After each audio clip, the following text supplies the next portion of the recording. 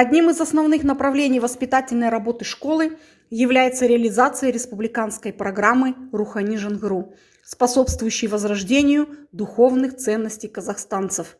25 апреля 2018 года в нашей школе был открыт кабинет «Рухани Жангыру». Находится на первом этаже. Оснащен современной мебелью.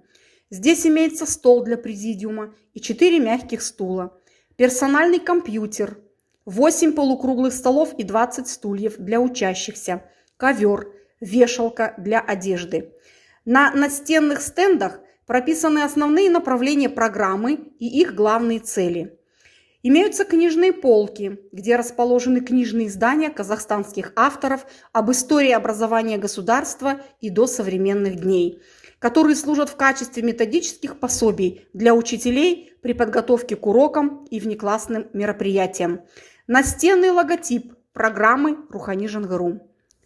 В этом кабинете проводятся уроки истории, географии Казахстана, казахского языка и литературы, классные часы, круглые столы, мероприятия познавательного характера.